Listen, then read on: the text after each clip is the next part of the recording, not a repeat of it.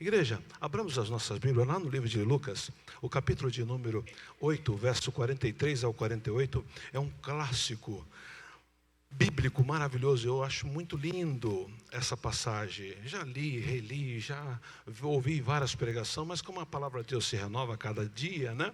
Sempre tem algo novo para nós. Lucas, o capítulo de número 8, verso de número 43 ao 48, eu vou fazer a leitura aqui. E uma mulher que tinha um fluxo de sangue, havia 12 anos, e gastara com os seus médicos todos os seus, o que, igreja? Todos os seus? E por nenhum pudera ser curada. Chegando por detrás dele, tocou na orla do seu vestido, e logo, os músicos, pode ficar os músicos, pode ficar, nós vamos usá-los. Chegando por detrás dele, tocou na orla dos seus vestidos, e logo o quê? Estancou o fluxo de sangue, tá? 45. E disse-lhe Jesus: quem é que me tocou? E, negando todos, disse Pedro e os que estavam com ele: mestre, a multidão te aperta e pressionam, e dizes: quem é que me tocou? E disse-lhe Jesus: alguém me tocou, porque bem conheci que de mim saiu poder. Depende da tradução, virtude. E então, vendo a mulher que não podia ocultar-se, se aproximou-se tremendo e prostrando-se antes ele, declarou-lhe diante de todo o povo a causa porque lhe havia tocado e como logo sarara. E ele disse: tem bom ânimo, filha, a tua fé te salvou, vai em paz. Louvado seja o nome do Senhor. O cenário bíblico que ocorre isso é interessante, porque o Senhor Jesus havia passado da Galileia para o outro lado, ter ido a libertar um homem, né? Lá para o lado de Gadara, o demoniado de Gadara. E aí o que acontece? Ele retorna, ao retornar, ele é deparado com Jairo. Apesar que Mateus trabalha diferente, mas ele depara com Jairo, e Jairo está com a filha enfermo. E aí, igreja, é interessante porque a menina tem 12 anos e essa mulher também sofre de 12 anos, tá? A tradição católica dá até nome para esta mulher. O nome dela é Miriam, é a tradição católica. Se nós formos analisar os livros apócrifos, vai dizer lá em São Nicodemos que o nome dessa mulher é Vanessa. De posse, perdera tudo por causa da doença. Então, eu quero mostrar nesta noite a triste história dessa mulher. Mas vamos ver o que essa mulher fez, tá? É interessante, igreja, que toda vez que nós olhamos para esse texto, tá? O que salta aos nossos olhos? A vida dessa mulher. Primeiro, havia ficado estéril, era considerada amaldiçoada por ser estéril.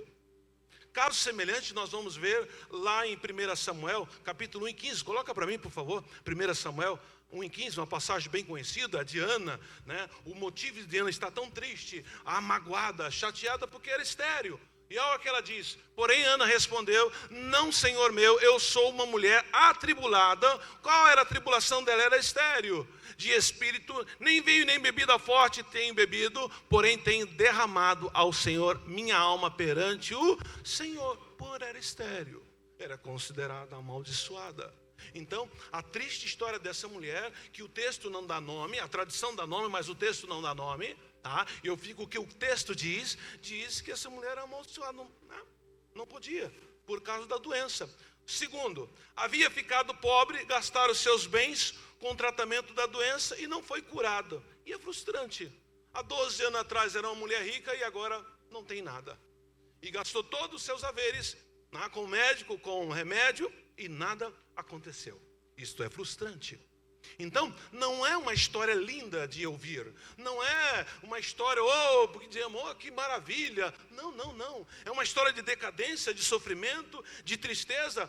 Tudo por causa da doença e por causa da cultura judaica a qual ela está inserida. A coisa que ela perdeu, né? E uma coisa importantíssima, ela havia ficado isolada por causa da doença. Né? Era considerada imunda perante os judeus, as mulheres, ela era considerada como amaldiçoada por não poder ter filho pelo problema. E agora, né? E pelos homens é imunda por estar naquele estado. Não tinha amigos, não podia frequentar os locais públicos. Então, não é uma história bonita. Não sei que idade ela se tornou mocinha, mas desde que tornou mocinha, aquilo não parou mais. Ela não tinha sonhado isso.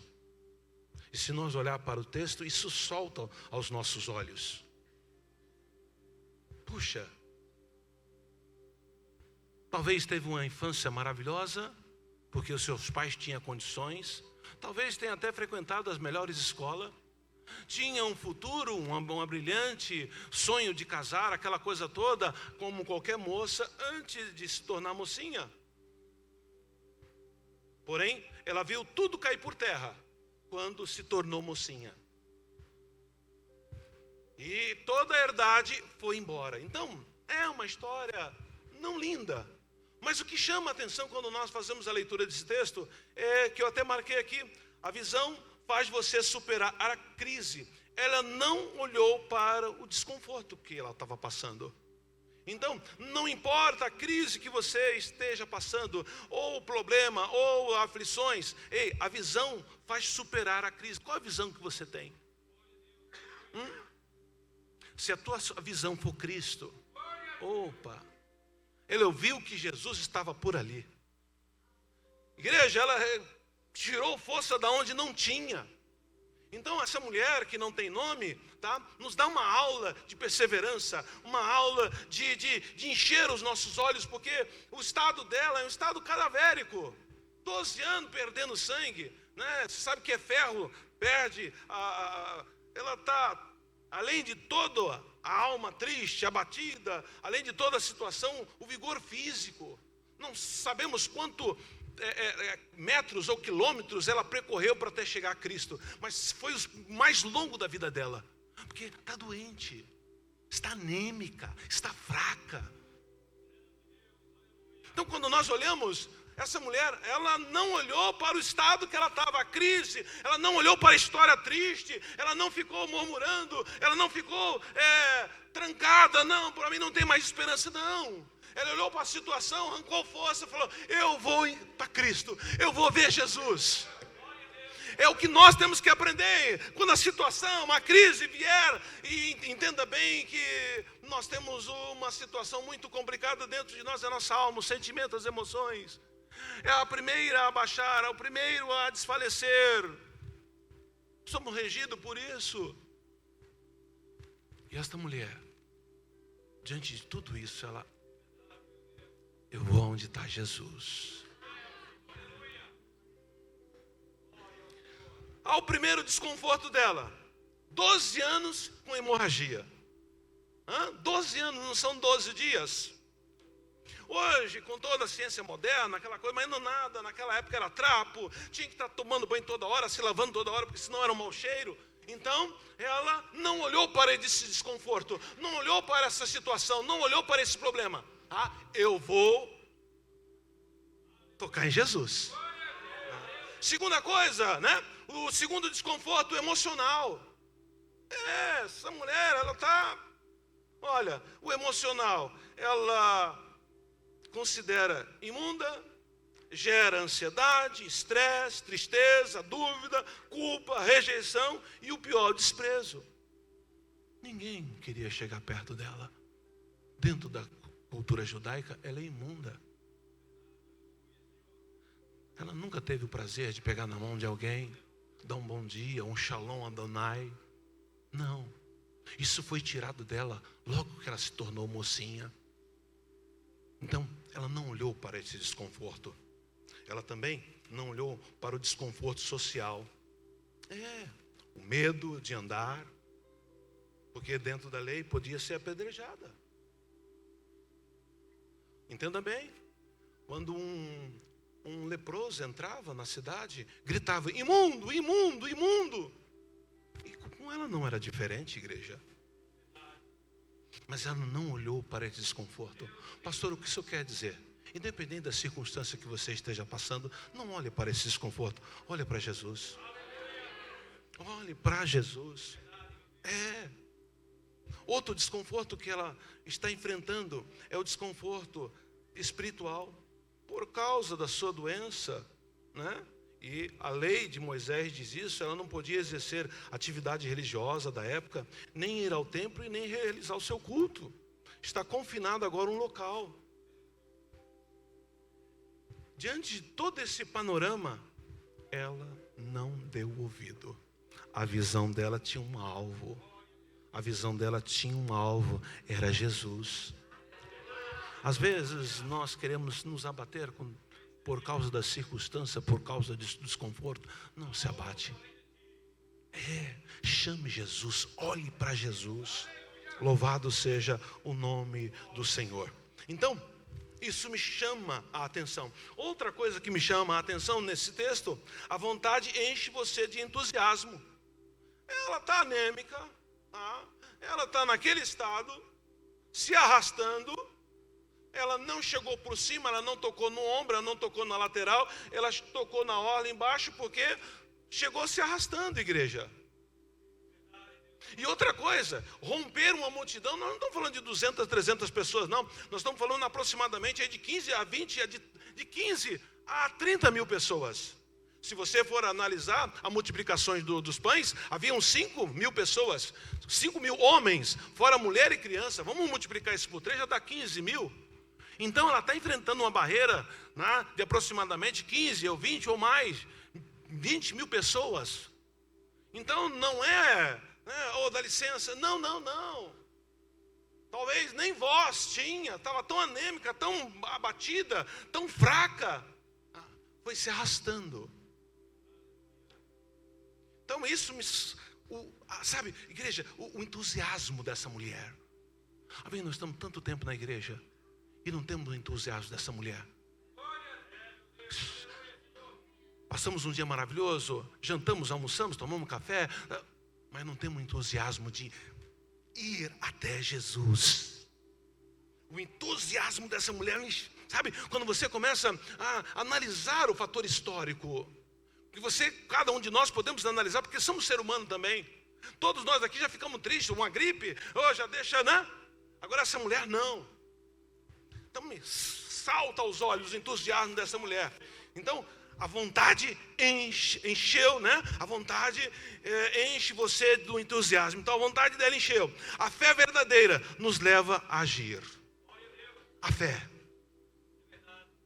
Ninguém tira isso de você. Ninguém tira isso de você. A fé faz você agir. A fé faz você crer naquilo que você não está vendo.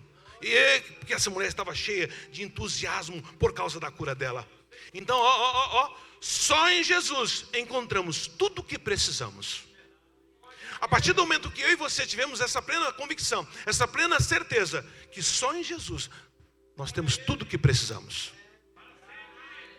É verdade que muitos de nós olhamos para a direita, para a esquerda, mas nesta noite o texto nos chama: olhe para Jesus. Olhe para Jesus. A situação dela não é agradável, mas a convicção dela chama a atenção. Ela cria que somente Jesus. Sobre aproveitar a oportunidade. Muitos de nós, às vezes, estamos tanto tempo na igreja e não soubemos aproveitar a oportunidade. Eu digo aqui em vários cultos, Jesus está na casa. E às vezes, saímos e entramos da mesma forma que entramos. O entusiasmo que tem na alma dessa mulher salta aos nossos olhos. Ela soube aproveitar a oportunidade, porque Jesus está passando. Atitude dela. Se nós tivermos a mesma atitude do que esta mulher, a atitude dela chama a atenção. Não ligou para a multidão que apertava, que impedia, não quis saber de nada. Imagina uma multidão, aquela mulher se arrastando pelo chão até chegar em Jesus. O foco dela era Cristo. Qual é o meu, qual é o seu foco? É Cristo nesta noite? Hã? Outra coisa que me chama a atenção nesta mulher, a determinação faz você vitorioso. Que determinação! Ela reconheceu o seu limite, doente há 12 anos, não olhou para isso. Ela planejou, vou tocar em Jesus. Igreja, creio que os 12 discípulos, em momento que o Senhor estava, eles trabalhavam como até fazendo um cordão de isolamento para que o mestre pudesse andar. Porque todo mundo queria tocar em Jesus. Todo mundo queria ser curado. Está com esse homem de peixe e pão, ele transforma. Ele cura, ele ressuscita. Ressuscitou a filha de Jairo. Ressuscitou o filho da viúva. Né? Então, todo mundo queria tocar. Mas não da forma que essa mulher tocou. A forma que devemos tocar faz toda a diferença. Tá? Louvado seja o nome do Senhor. Ela teve convicção: se eu tocar, serei curada. Ou convicção maravilhosa: se eu tocar, serei curada.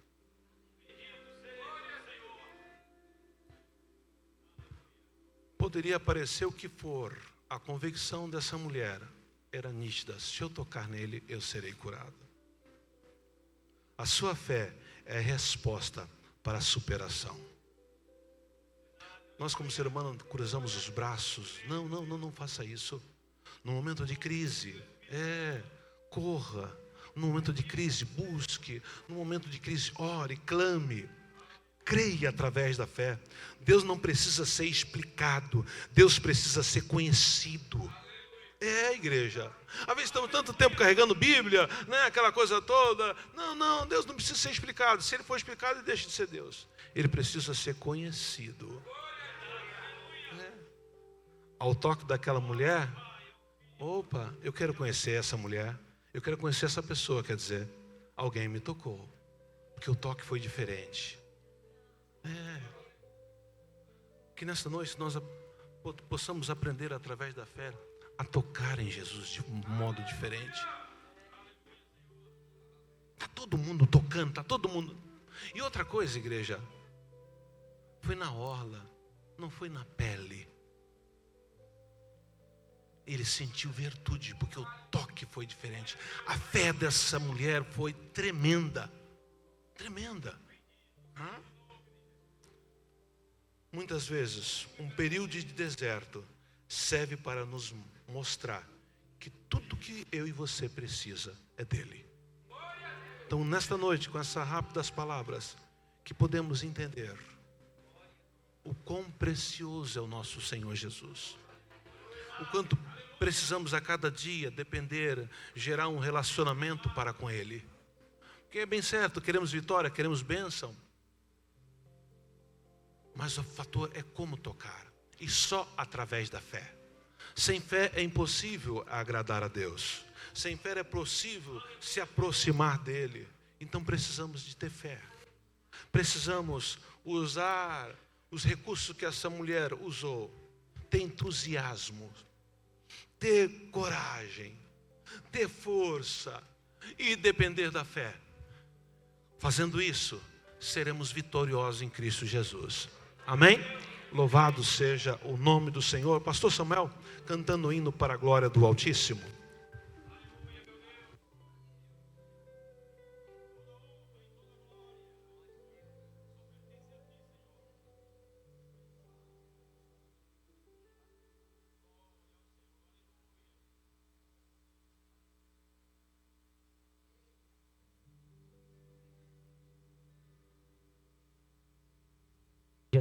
Saúde a igreja com a paz do Senhor. Amém. Louvado seja Deus. Vamos nos colocar de pé, igreja. Põe a letra aí para mim, filho. desapareceu um povo. Irmãos, cada Santa Ceia que eu participo, eu me vejo naquele grande dia no céu. Confesso para os irmãos, eu olho a mesa, eu fico observando, eu fico parado, como que vai ser naquele grande dia? A igreja está preparada para esse grande dia? Eu não ouvi toda a igreja, interessante. A igreja está preparada para aquele grande dia? Irmãos,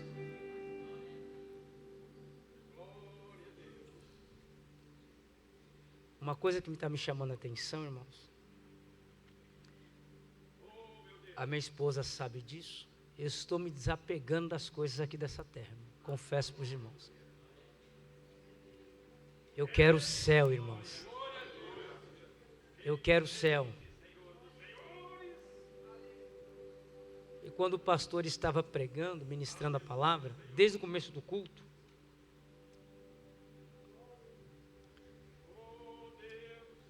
essa semana, eu convidei, uns irmãos nos convidaram para ir no monte, aqui do Aricanduva, à noite. E eu falava assim com Deus, pastor, Deus, eu preciso de uma resposta. Desse jeito eu não posso ficar. Eu chamei a responsabilidade para mim. E Deus falou comigo. Sabe o que Deus falou comigo? Não queira mudar a igreja, muda você. Porque a gente fica preocupado. Não fica? Fica. E aí Deus falava assim comigo, irmão Anderson. Hoje aqui, pastor, na hora da mensagem.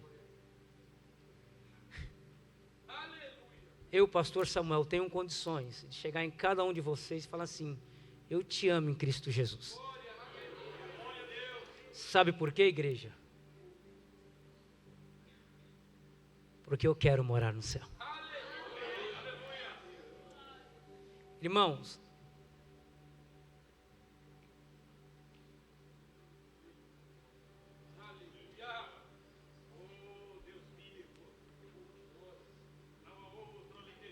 eu na minha casa orando, junto com o pastor, eu orando em casa, pela igreja, pelo pastor,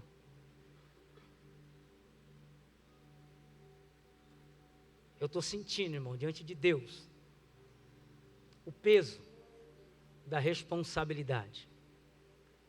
E eu falo para o pastor, junto com os demais, o senhor tem um ombro amigo, nós não vamos desistir. Nós não vamos desistir.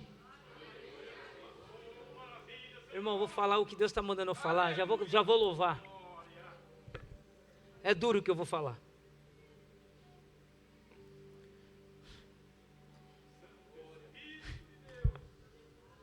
Se você não está satisfeito com o seu pastor, não perca tempo aqui. Vá embora. Vá embora. Porque Jesus está voltando. E da maneira que você está, Deus está falando comigo aqui agora. Você vai ficar.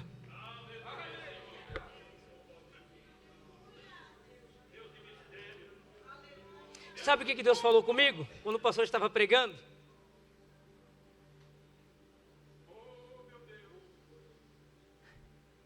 Tem hora que o pastor de ovelha, ele fica parado olhando todo o rebanho. O rebanho muitas vezes está dormindo. E o pastor está ali olhando. Para ver se o lobo não vem. Para ver se não vem algum adversário arrebatar a igreja. E aí no outro dia, o pastor se preocupa em levar a ovelha em gramas verdejantes, não é? Em mananciais de água cristalina, sempre protegendo a ovelha. Sabe o que o Espírito Santo de Deus está falando comigo aqui, pastor? Está chegando o momento de quebrar a perninha de algumas ovelhas. para ela aprender a ser obediente. Eu falei para Deus, Deus, eu assumi um compromisso contigo. Porque o dia que o pastor me chamou aqui em cima, que eu estava na esperança de mexer na reforma da igreja, que nós estávamos conversando sobre isso, que ele falou, a partir de hoje o pastor Samuel co-pastor. Daquele dia para cá, irmão, confesso, que as palavras sumiram da minha boca. Eu comecei a sentir o peso da responsabilidade.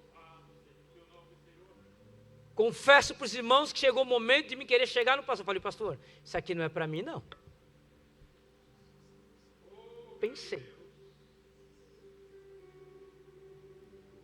Mas aí Deus falou comigo, eu tenho te preparado para essa grande obra. E não é por muito falar, irmão, que a gente vai ver a glória de Deus. Você quer ver a glória de Deus? Obedeça a palavra de Deus, obedeça o seu pastor. Então, por favor, às vezes, irmãos, pastor, desculpa, mas Deus está pedindo para me falar isso. Às vezes nós nos preocupamos de tomar alguma atitude, nos preocupamos de alguém sair do meio do rebanho, mas fica tranquilo, que quem cuida da igreja é o Senhor Jesus. E Ele tem compromisso com quem tem compromisso com Ele.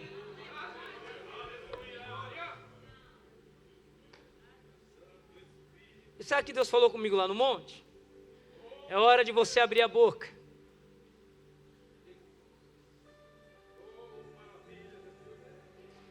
Essa igreja é do Senhor Jesus. Nós não queremos que ninguém se perca, não.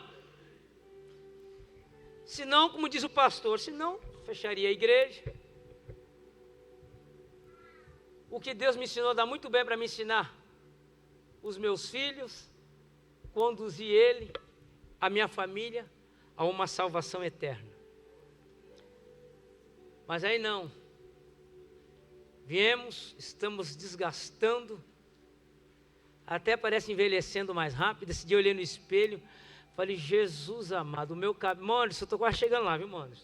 Meus cabelos brancos, a careca aparecendo cada vez mais.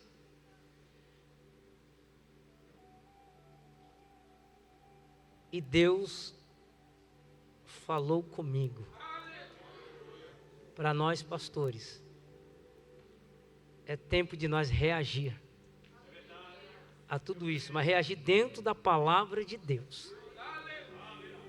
Amém, irmãos? Porque essa igreja é dele. Quem está aguardando o arrebatamento da igreja? Quem tem certeza da sua salvação? Irmão, eu não tenho sombras de dúvida, se a trombeta soar, com certeza, vocês vão pegar meu palitozinho aqui em cima, porque eu vou rasgar esse céu, porque é isso que eu espero. Por favor, não toque na ceia, se você vê que você não está apto, por essa magoazinha que está no seu coração, porque Deus está falando que tem pessoas que estão assim.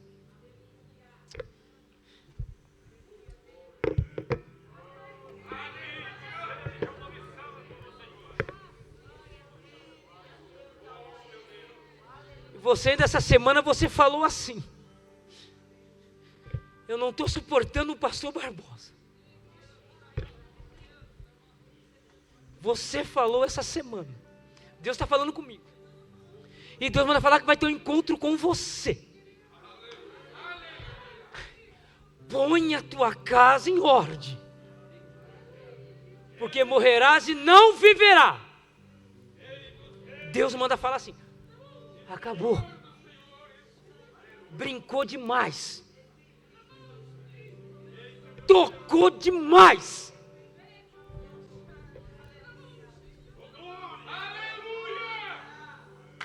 Recebe se você quiser receber, se não receber é problema seu.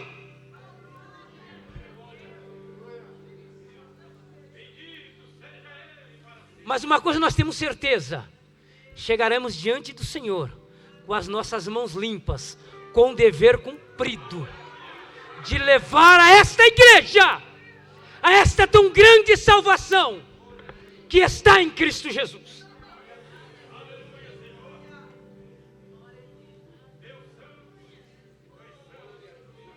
Meu Deus, tem misericórdia de mim. Eu tenho um compromisso com Deus e com essa igreja. E vou até o fim. Viu, pastor? Vamos até o fim. Amém? Vamos louvar? Muito em breve vai sair uma notícia de um povo que desapareceu. Era um povo muito humilde, que aqui muito sofreu. Aquele povo era o povo de Deus. Onde está aquele povo barulhento? Onde está que não se vê nenhum irmão?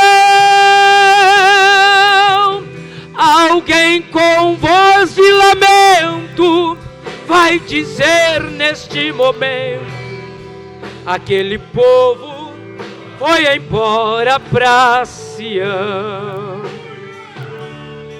Onde está a juventude desta igreja e as irmãs do círculo de oração, que a Deus tanto clamavam, e as crianças que cantavam, elas também foram embora pra Sião.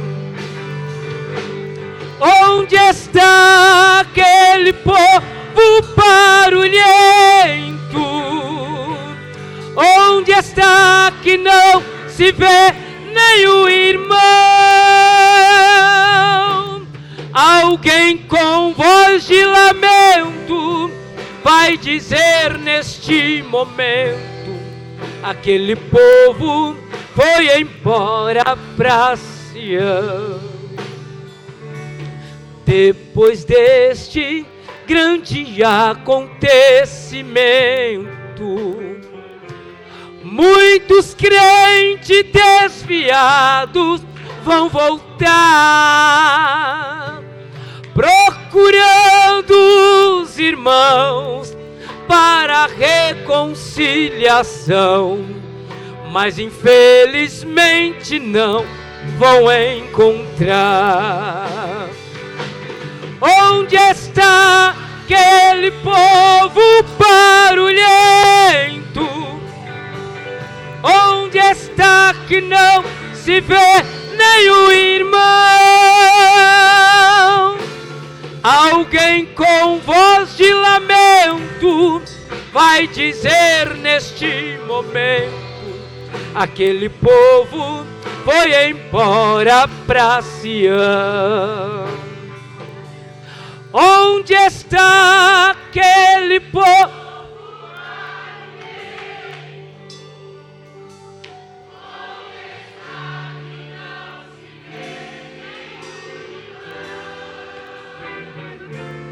Alguém com voz de lamento vai dizer neste momento: aquele povo foi embora pra Sião.